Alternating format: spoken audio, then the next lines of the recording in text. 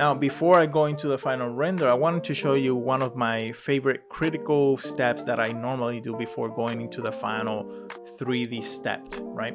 So we have our basic model, right? We did our very rough initial sketch, so you're just gonna get a general idea.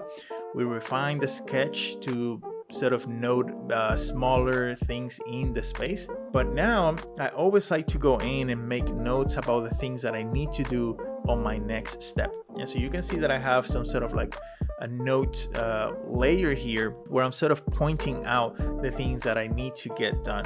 And this could be from new props or things that are going to be in the environment, like this rack of weapons, maybe some wood planks in here, some new banners that I need to design over here. Maybe this is like a separate area for a power-up item. I'm also thinking about how I am separating some of the materials. So I'm thinking that I have this sort of pattern here on the ground to sort of let the character know or the player know that this is the path that they need to take, right?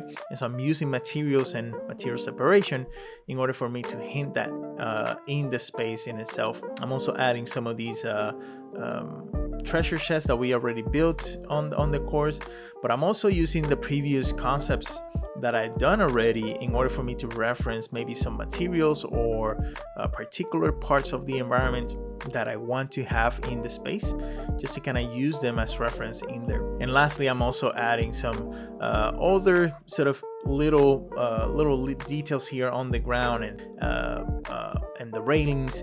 And what this does to me is sort of creates a general sense for a list of things that I need to take care of in the next step, and that way facilitates my understanding of the things that I need to get done, sort of like in a list setting, which is a lot easier for me to go through.